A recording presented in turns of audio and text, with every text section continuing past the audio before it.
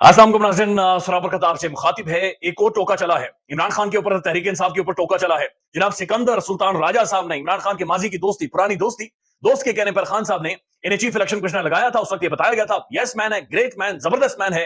इमरान खान यकीन कर गए और उस यकीन को सिकंदर सुल्तान राजा साहब ने घुमा घुमा कर सुनने मारे हैं और वो अभी तक को सुनने मारे जा रहे हैं। और इमरान खान कम से कम ये याद रखेगा सारी जिंदगी की जो उनकी वालदा कहती थी कि किसी पर यकीन नहीं करना, खान को ये यकीन बहुत महंगा पड़ा है। और सिकंदर सुल्तान राजा साहब ने सरेआम दिन दहाड़े डाका मारा है, अवामी मैंडेट के ऊपर डाका मारा है।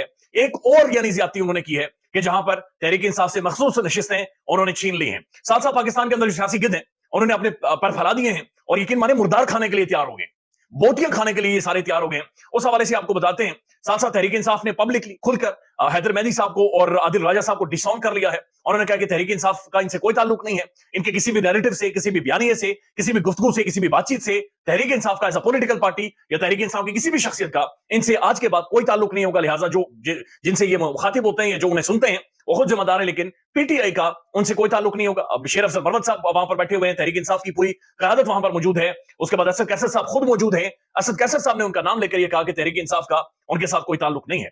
अब एक और खबर, और ये बड़ी इंटरेस्टिंग खबर है, बड़ी जबरदस्त दिलचस्प खबर है। खबर यह है कि पाकिस्तान में डिस्कस हो रहा है, इस्लामाबाद में भी, लाहौर में भी, कि इमरान रियाज खान साहब का मुस्तकबिल क्या होगा। एंकर इमरान रियाज खान जो इस वक्त भी एक बदतरीन जुल्म से गुजर रहा है, एक नौजवान, पढ़ा लिखा नौजवान, एक दिलेर निडर साफी, लेकिन उनका मुस्तकबिल क्या होगा। अभी भी वो जेल के अंदर बंद है। उनके हवाले से मुख्तलिफ खबरें आ रही हैं कि क्या वो तहरीक इंसाफ को ज्वाइन करने जा रहे हैं या फिर एक पॉलिटिशियन के तौर पर इमरान रियाज खान सामने आने जा रहा है। क्योंकि यह बात बड़ी क्लियर है कि इमरान रियाज खान को कोई भी टीवी नौकरी नहीं देगा और ना ही कोई भी टेलीविजन इमरान रियाज खान का बोझ उठा सकता है। बंदा बात करता है, खुलकर बात करता है, फैक्ट्स एंड फिगर्स के साथ बात करता है, कोई लगी लिपटी बात नहीं करता, दिलेर बंदा है, खुला बंदा है। तो टीवी कोई भी इमरान रियाज खान का बोझ नहीं उठा सकता। इससे पहले आपने देखा होगा तकरीबन 15 से 16 दफा इमरान रियाज खान साहब को निकाला गया है। अब उनके ऊपर जो मुकदमात बनाए जा रहे हैं सारे सियासी मुकदमात हैं। एक साफी के ऊपर यानी इनका लेना देना नहीं है, ये सियासी मुकदमात उनके ऊपर बनाए जा रहे हैं। फिर आपने ये भी देखा कि यूट्यूब पर भी उन्हें रोका गया है, यानी यूट्यूब पर भी इमरान रियाज खान को बात नहीं करने दी जा रही। इमरान रियाज खान की बात को रोकना है तो दो तरीके हैं, या तो वो बंदा रिपोर्ट करे मामला, या तो वो खामियां बताता रहे, या फिर सिस्टम के अंदर खुद कूदे और फिर इस गटर को साफ करे एक दफा, यानी फिर खुद कूद कर ऐसे लेजिस्लेशन लाए, ऐसी चीजों की तरफ इन सबको रागिब करे कि निजाम ठीक हो। यानी इस निजाम को साफ भी तो करना है, किसी ने तो उतर कर साफ करना है। लिहाजा बहुत सारी खबरें, लेकिन ये एक बड़ी जबरदस्त चीज हो गई कि इमरान रियाज खान साहब बाकायदा ऑफिशियली पॉलिटिक्स ज्वाइन करते हैं, सियासत में आते हैं और लाहौर के अंदर ही तख्ते लाहौर को इमरान रियाज खान चैलेंज करता है तो फटा पड़ेगा, मैच पड़ेगा, बड़ा तगड़ा बंदा है और फिर तगड़ा मुकाबला होगा और फिर आप देखेंगे कि धुआं निकलेगा और तगड़ा धुआं निकलेगा। साथ साथ शहबाज शरीफ साहब ने हल्फ उठा लिया है। शहबाज साहब 24वें पाकिस्तान के वज़ीर आज़म बन गए। वेल डन शहबाज साहब, वेल डन, आपको मुबारक हो, आपकी हुकूमत को मुबारक हो। लेकिन हैरान कुन मनाजिर तब थे जब शहबाज साहब हल्फ उठा रहे थे और उससे पहले जो कुरानी आयात वहां पर लगाई गई, उनका तर्जमा कुछ इस तरह से था, उनका मफहूम मैं आपके सामने रख देता हूं कि अल्लाह ताला का हुक्म है कि तुम अमानतें उनके लोगों तक पहुंचाओ, इंसानों तक या लोगों तक उनकी अमानतें पहुंचाओ। अल्लाह इंसाफ करने वालों के, इंसाफ के फैसले करने वालों को पसंद फरमाता है। तो आप खुद अंदाजा लगा लें कि शहबाज साहब जो वज़ीर आज़म बने हैं, क्या वो अवाम का जो वोट है, जो अवाम ने मैंडेट दिया, जो अवाम का वोट एक अमानत थी, क्या ये अमानत उनके हकदारों तक पहुंची है? क्या पाकिस्तान के अंदर फैसले होते हैं? यानी आयत करीमा वहां पर चलाई गई है, लेकिन सवाल ये खड़े होते हैं कि शहबाज साहब ने वाकई ये अवाम के वोट की अमानत की पासदारी की है।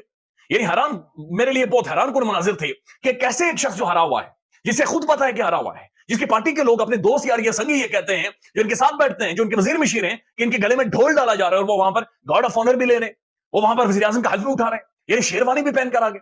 यानी इंतहा थी। यानी ये कोई अलग ही लेवल है पाकिस्तान के अंदर कि इंतहा है कि आपको पता है आप झूठे हैं, आपको पता है आप हारे हुए हैं, लेकिन हार तस्लीम करने के बजाय आपने एक शर्मिंदगी वाली जीत को गले लगा लिया।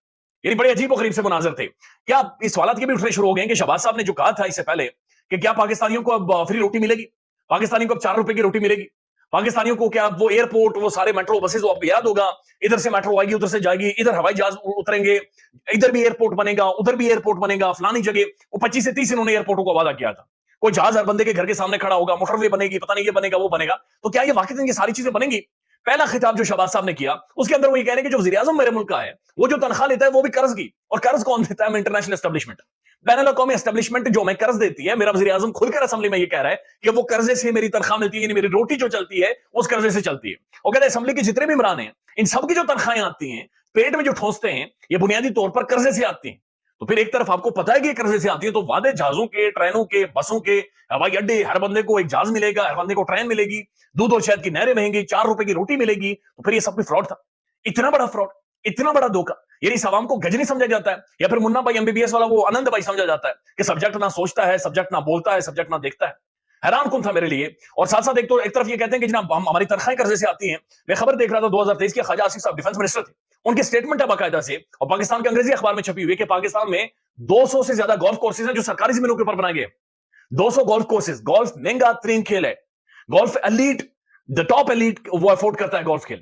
تو خود اندازہ لگا رہے ہیں پھر اتنے بڑے گولف کورسز میں کون جا کر کھیلتا ہے, یہ کون ہے جو وسائل کے اوپر قابض ہے, یہ کون ہے جو وہاں پر جا کر پولو گولف اور یہ ساری چیزیں چلاتے ہیں, یہ اسلام آباد کلب میں کون بیٹھتے ہیں, یہ پھر کون لوگ ہیں یعنی جن کی تنخواہیں وہاں سے آتی ہے میرے وزیر اعظم کی, لیکن یہ کون لوگ ہیں جن کے پاس اتنا مال ہے, اتنی دولت ہے, اتنی امیری ہے, یہ پھر مال کدھر سے آیا, یہ پیسہ کیسے بنایا گیا ہے. یہ کوسچنز ہیں جو جن کا آنسر شاید پاکستان میں کبھی بھی نہیں ملا اور آگے بھی نہیں ملے گا, لیکن یہ کوسچنز ہیں, یہ سوالات ہیں جو آج لوگوں کے ذہنوں کو باقاعدہ سے بار بار ہٹ کر رہے ہیں. اب جو خبر یہ کہ الیکشن کمیشن آف پاکستان نے اپنا محفوظ فیصلہ سنا دیا ہے, سنی اتحاد کونسل کو مخصوص نشستیں نہیں ملیں گی, یہ ان کا کہنا ہے. اور ان کا یہ کہنا ہے کہ سنی اتحاد کونسل پارلیمانی پارٹی نہیں ہے, اور سکندر سلطان راجہ صاحب کا یہ کہنا ہے کہ جناب ان کا حق ہی نہیں ہے انہیں جناب سیٹیں دی جائیں. سنی اتحاد کونسل کون ہے؟ پاکستان تحریک انصاف. تحریک انصاف کون ہے؟ عمران خان. ایک تو اس سے یہ ظاہر ہوتا ہے, بڑا کلیئر ہے کہ عمران خان کے ساتھ جو ڈیل یا گفتگو یا بات چیت کرنے کی کوشش کی گئی, وہ بندہ مان نہیں رہا, وہ بندہ کسی بھی طور پر مان نہیں رہا. وہ کہہ رہا کہ میرا مینڈیٹ ادھر رکھو, ساڈا حق ادھر رکھ, ایک ایک ووٹ ادھر رکھے. اگر شاید کہیں نہ کہیں پر خان نے ڈیل دکھائی ہوتی تو یہ فیصلہ ایسا نہ آتا, چونکہ توقع تو کی جا رہی تھی کہ سکندر سلطان راجہ صاحب یہی فیصلہ دیں گے. اور یہ اگین متنازع ترین فیصلہ ہے, اگین متنازع ترین پاکستان کی تاریخ کا فیصلہ, یہ دنیا کی تاریخ کا متنازع ترین الیکشن کوشچن ہے. یعنی اس سے پہلے اس نے انتخابات نہیں کروائے, آئین کو پامال کیا, آئین کو روندا, اور انتخابات بھی ایک ایسے طریقے سے کروائے, ایسی جال سازی کی کہ جس کی مثال دنیا بھر میں نہیں ملتی. یعنی ایسا کام, ان کی بلڈنگیں, ان کے کھانے پینے, ان کی ٹائی کوٹ, ان کی جراب, ان کی ساکس تک, یعنی ان کی چڈی بنیان میری اور آپ کے پیسوں سے آتی ہے. لیکن اس کے باوجود دنیا کا انہوں نے وہ کام نہیں کیا جو ان کی ذمہ داری تھی, اور ہر وہ کام کیا جو ان کی ذمہ داری نہیں تھی, اور ہر وہ کام جو عمران خان کو اور تحریک انصاف کو جس نے باقاعدہ سے ضرب لگانی تھی, ضرب پہنچانی تھی, اس کے لیے اقدامات کیے گئے. 23 نشستیں تحریک انصاف کی چھین لی گئی. یعنی آپ خود ہی اندازہ لگا لیں کہ نون لیگ کے پاس جو میجورٹی 2/3 میجورٹی ہے, ان کے پاس, عمران خان کے پاس, تحریک انصاف کے پاس اونلی 91-92 لوگ ہیں, لہذا ان سے فرق بھی نہیں پڑنا تھا, کوئی بڑا فرق نہیں, کوئی میجر ڈیفرنس نہیں کریٹ ہونا تھا. لیکن ایک یہ چیز ہو جاتی کہ عوام کو اس کا حق ملا ہے. یہ بات ضرور ہو جاتی کہ تحریک انصاف کی مخصوص نشستوں پر جو خواتین, یہ جو ریزرو سیٹس کے اوپر لوگ آتے, وہ لوگ آتے جنہوں نے جو ڈیزرو کرتے تھے, ڈیزرونگ لوگ آتے, عوام کو ایک اعتماد محسوس ہوتا کہ ہمارے نمائندے وہاں پر موجود ہیں, ایک اسٹرینتھ بنتی, کم از کم ایک گڈ ول جاتی. لیکن وہ بھی ٹوکا چلا دیا گیا اور وہ بھی نہیں لی.